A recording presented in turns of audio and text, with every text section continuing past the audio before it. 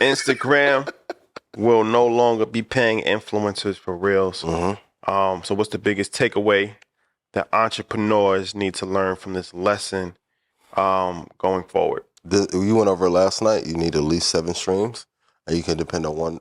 You can't depend on one platform.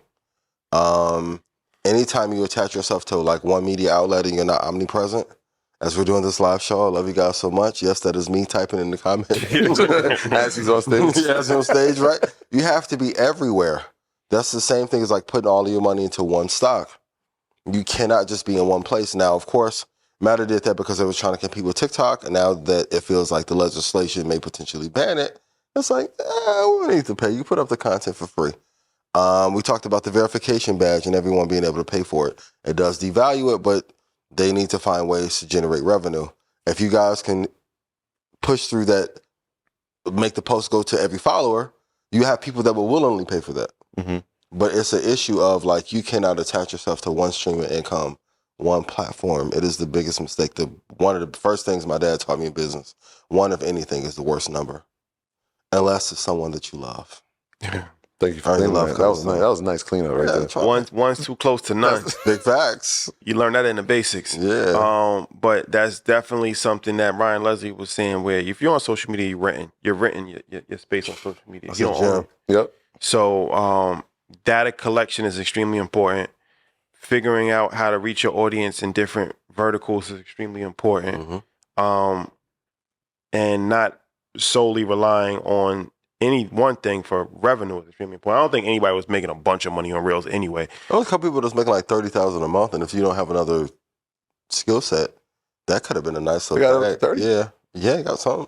But the views have to be crazy. But yeah. So, but yeah, I mean, it's interesting. I mean, Meta is up 67% this year. Their stock. They started paying for blue checks now, so that'll bring in a bunch of money. Yeah. You laid off 50,000 people. That's so. What's the outlook for Meta? Like I said, it's up. The stock has risen 67% in the last 3 months. I think he looked at the landscape and reevaluated where they were going. At the end of 2021, we were talking about the most important stocks. I said Meta is going to be one of the most important stocks in 2022. Why?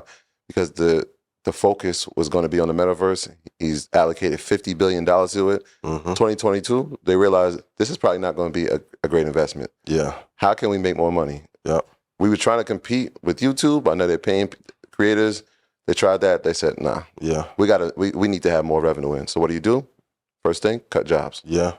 Next thing. And that frees up a whole bunch of money. Right. That balance sheet. Yeah. I mean, they're above their 50-day. 50% retracement all time. So they're doing amazing. Like, I have to give them credit. Zuckerberg is back hungry too. Like, for a little bit, it felt like Sergey at Google and Zuckerberg were just like coasting by. I don't know if you guys like in the creative channel that he has on Instagram, but like every day he's showing a new feed of something he's doing at his desk. Who was that? Zuckerberg. He just had a kid. Well, hi Priscilla, how are you? That does help. Anytime you have a kid, that gives you a different hunger. Yeah. And also you're fighting for your legacy. Because at one point they were talking about how can we get him out. They've done a great job of like letting go of jobs, being a little bit more lean. They still have a way to go. They cut back on the spending for the metaverse. Which was key. They admitted to that. Yeah. They stopped sending money out for Reels. Yeah. So got to keep costs down, keep income high, debt low. They're doing a good job. So they've been bouncing this year. I'm not sold on Metaverse. I'm not sold on Meta until they give a full plan or guidance for the next 5 years. They got Zuckerberg coming up here right now. Mark, I'm just playing. They got the little walkie-talkie security people up here to come and say, hey,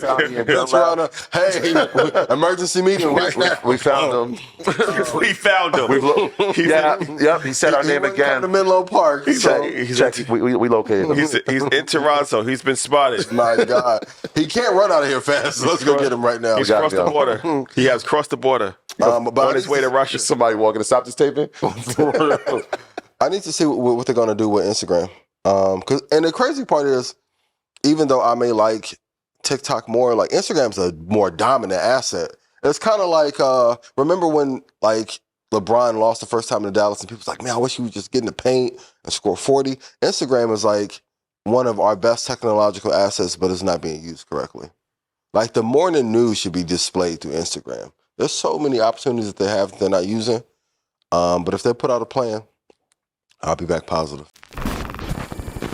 My graduates from my school being Forbes, bag drop. Bag drop. A mic drop, bag drop. Bag drop.